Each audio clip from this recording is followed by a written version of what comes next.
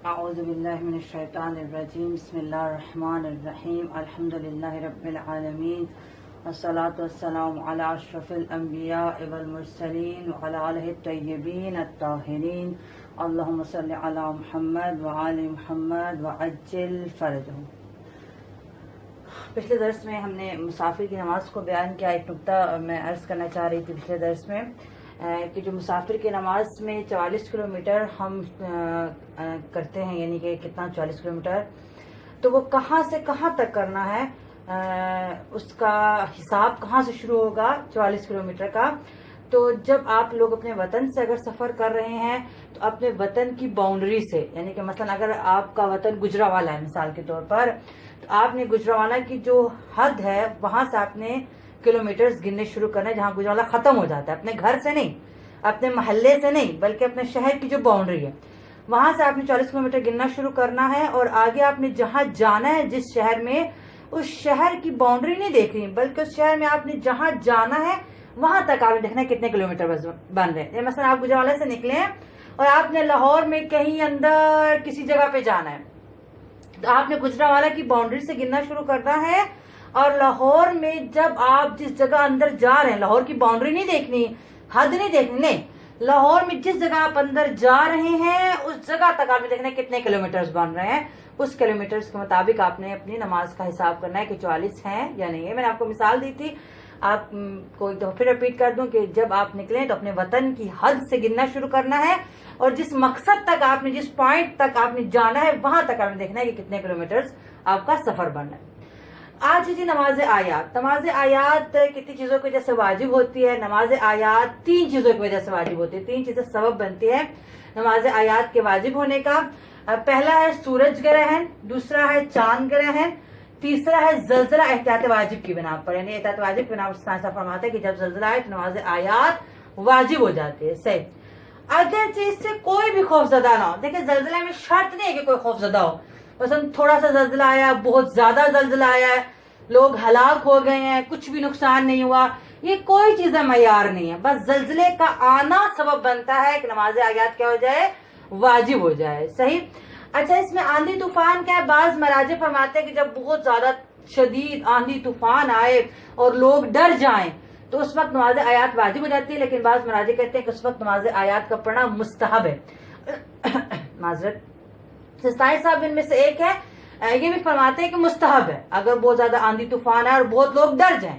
اگر لوگ نہیں ڈرے تو پھر مستحب نہیں ہے، اگر لوگ ڈر جائیں، بہت زیادہ آندھی طوفان، بجلی کا وہ گرجنا، وہ اس طرح ہو کہ لوگ ڈر جائیں، تو مستحب ہے کہ اس وقت بھی نماز آیات پڑھی جائے، لیکن واجب نہیں ہے۔ صحیح سائنس صاحب کے نزدیک واجب صرف 3 چیزوں کی وجہ سے ہے، سورج گرہن، چاند گرہن اور زلزلے کی وجہ سے۔ ان تینوں چیزوں کی وجہ سے نماز آیات کا پڑھنا ضروری ہو جاتا ہے۔ اچھا، نماز آیات پڑھنے کے 2 طریقے ہیں۔ نماز آیات پہلے تو 2 رکعتیں ہیں، نماز آیات جو ہیں وہ 2 رکعتیں ہوتی ہیں، اور ہر رکعت میں 5 رکوع ہوتے ہیں۔ 2 رکعتیں ہیں، ہر رکعت میں 5 رکوع۔ اس کے پڑھنے کے 2 طریقے ہیں، میں نے دونوں طریقے یہاں پہ لکھے بھی اور انشاءاللہ بھی وضاحت بھی کروں گی کہ 2 رکعتیں نماز آیات کی، ہر رکعت میں 5 رکوع ہیں، اور 2 طریقوں سے آپ پڑھ سکتے ہیں، چاہے آپ اس طریقے سے پڑھیں پہلا طریقہ، اور چاہے آپ دوسرے طریقے سے پڑھیں، آپ کو اختیار ہے۔ پہلا طریقہ کیا ہے؟ پہلا طریقہ یہ ہے کہ نیت کرنے کے بعد تکبیر کرے اور الحمد اور کوئی ایک پوری سورت پڑھے، کوئی سی بھی، سورہ کوثر پڑھ لے، سورہ قل اللہ احد، کوئی سی بھی ایک سورت پڑھ لے، اور رکوع میں جائے، پھر رکوع سے سر اٹھانے کے بعد دوبارہ الحمد، سورہ الحمد بھی پڑھے اور سورت پڑھے، اور پھر رکوع کرے۔ اس عمل کو 5 دفعہ معذرت، اس عمل کو 5 دفعہ دہرائے، اور 5ویں رکوع سے قیام کی حالت میں آنے کے بعد 2 سجدے بجا لائے، یعنی جب پورے 5 رکوع ہو جائیں گے پھر سیدھا کھڑا ہو، جیسے ہم کہتے ہیں سمع اللہ لمن حمدہ، پھر 2 سجدے بجا لائے۔ اب پہلی رکعت ختم، دوسری رکعت کے لیے پھر اٹھ کھڑا ہو اور پہلی رکعت کی طرح دوسری رکعت پڑھے، یعنی اسی طرح 5 رکوع کرنے ہیں، ہر رکوع سے پہلے الحمد سورت پڑھنی ہے، پھر رکوع پہ الحمد سورت، پھر رکوع، اور جب دوسری رکعت پڑھ لے، یعنی کہ جب 5 رکوع، دوسری رکعت کے 5 رکوع ہو جائیں، پھر سیدھا کھڑا ہو، 2 سجدے بجا لائے، پھر تشہد اور سلام پڑھ کر نماز کو تمام کر دے۔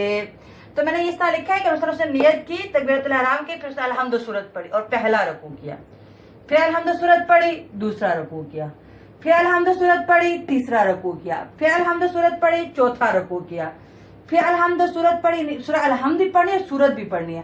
اچھا یہ آپ نے توجہ کرنے کہ الحمد صورت کھڑے ہو کے پڑھنی ہے، رکوع میں نہیں پڑھنی، یعنی یہ نا آپ لوگ کنفیوز ہے کہ شاید رکوع میں الحمد صورت نہیں.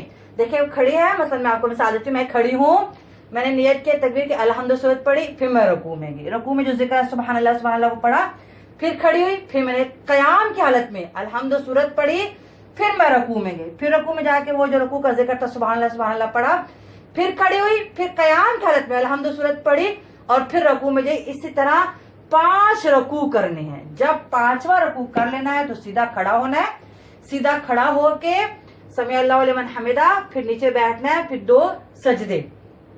اسی طرح پھر دوسری رکعت میں بھی جب وہ کھڑی ہوگی تو الحمد صورت پڑھے گی، کھڑے ہونے کی حالت میں، قیام کی حالت میں، پھر رکوع، پھر سیدھا کھڑا ہو کے الحمد صورت، پھر رکوع، پھر سیدھا کھڑا ہو کے الحمد صورت، پھر رکوع، پھر الحمد صورت، پھر چوتھا رکوع، پھر الحمد صورت، پھر 5واں رکوع، پھر 2 سجدے، اس کے بعد تشہد اور سلام دوسری رکعت میں.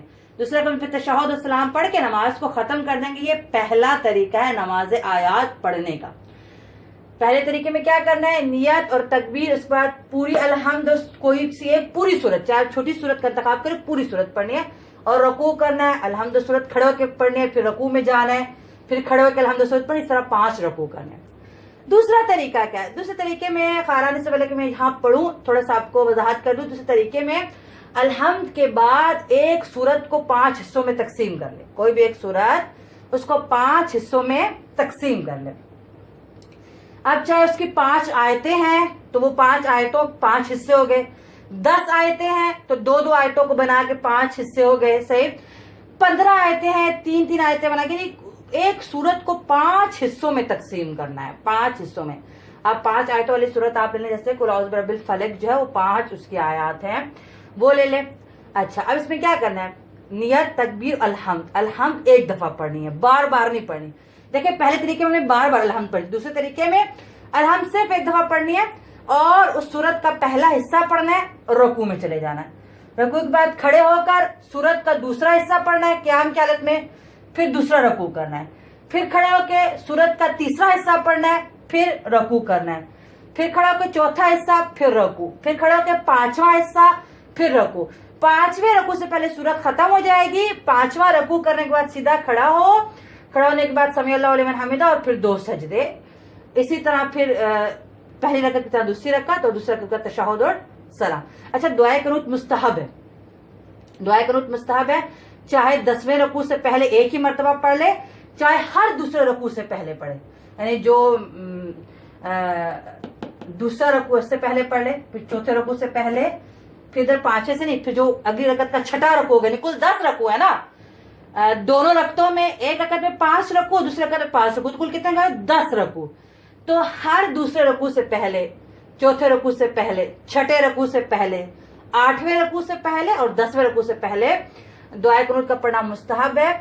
اور چاہے تو ایک ہی مرتبہ 10ویں رکوع سے پہلے دعائے قنوت پڑھ لے اور چاہے دعائے قنوت نہ بھی پڑھے تو مسئلہ نہیں ہے، صحیح.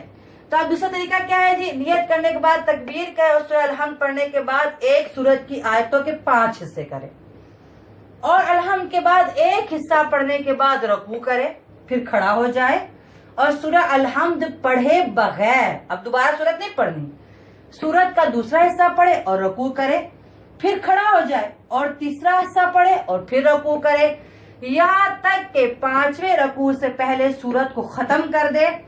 5ویں رکوع سے کھڑا ہونے کے بعد 2 سجدے کرے، پھر دوسری رکعت بھی پہلی رکعت کی طرح پڑھے اور تشہد و سلام پڑھ کے نماز ختم کرے. یہ میں نیچے لکھا ہے نیت، تکبیر، تکبیر کے بعد الحمد، سورت کا پہلا حصہ، پہلا رکوع. اب دوبارہ الحمد نہیں پڑھنی، سورت کا دوسرا حصہ، دوسرا رکوع، سورت کا تیسرا حصہ، تیسرا رکوع، سورت کا چوتھا حصہ، چوتھا رکوع، سورت کا 5واں حصہ. اب سورت ختم ہو گئی، 5واں رکوع، 5واں رکوع سے کھڑے ہونے کے بعد 2 سجدے. پھر دوسری رکعت میں اسی طرح الحمد پڑھی. اب دوسری رکعت میں الحمد دوبارہ پڑھنی ہے، یعنی کہ جب آپ پہلی رکعت میں ایک دفعہ الحمد اور پھر سورت کے 5 حصے کر لینے ہیں، دوسری رکعت میں بھی ایک دفعہ الحمد پڑھنی ہے. دوسری رکعت میں کھڑا ہو کے ایک دفعہ الحمد پڑھی، سورت کا پہلا حصہ، پہلا رکوع. اب دوبارہ الحمد نہیں پڑھنی، بس ایک ہی دفعہ. سورت کا دوسرا حصہ، دوسرا رکوع، سورت کا تیسرا حصہ، تیسرا رکوع، چوتھا حصہ، چوتھا رکوع، 5واں حصہ، 5واں رکوع، پھر کھڑے کر 2 سجدے اور پھر تشہد اور سلام پڑھ کے 2 رکعت پوری ہو گئی. تو یہ تھا نماز آیات کا دوسرا طریقہ کہ جس میں ہم نے الحمد पहली रकत में एक दफा पढ़नी है और दूसरी रकत में एक दफा पढ़नी है, और बाकी रुकू से पहले 5 हिस्से एक सूरत के कर लेने हैं। एक हिस्सा खड़े होकर पढ़ना है और रुकू करना है, फिर दूसरा हिस्सा खड़े होकर पढ़ना है और रुकू करना है।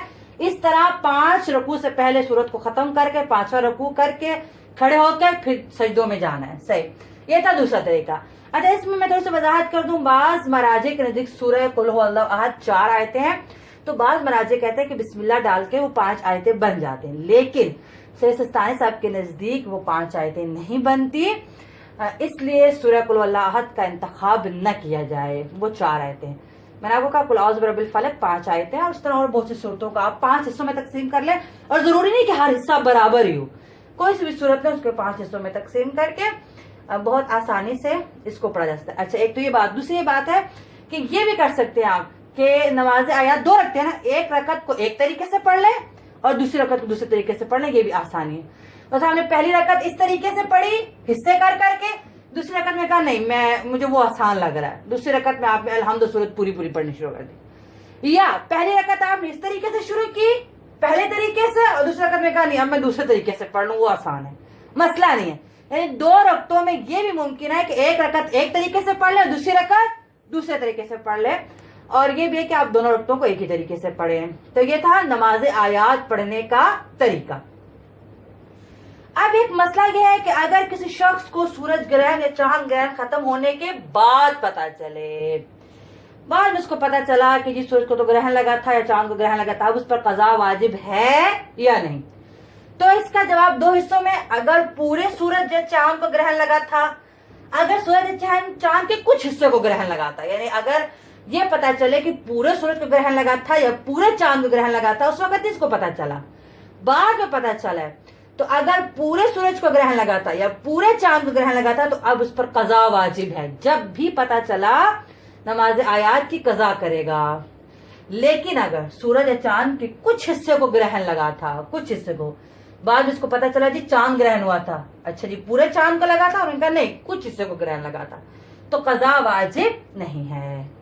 अगर किसी शख्स को सूरज ग्रहण और चांद ग्रहण खत्म होने के बाद पता चले कि ग्रहण लगा था, तो अगर पूरे सूरज या पूरे चांद को ग्रहण लगा था तो बाद में कज़ा वाजिब है जब भी पता चले, और अगर कुछ हिस्से को ग्रहण लगा था तो कज़ा वाजिब नहीं है। एक ये मसला। एक और ये मसला है कि अगर औरत हैज या निफास की हालत में हो, हाइजा थी या निफास की हालत में थी, और सूरज को ग्रहण लगा या चांद को ग्रहण लगा या जलजला आ गया, यानी वो चीज की जो नमाज आयात का सबब बनती है, और औरत क्या है, हाइजा है या निफास वाली हालत पे, तो इस पर नमाज आयात वाजिब नहीं और ना ही इसकी कज़ा वाजिब है।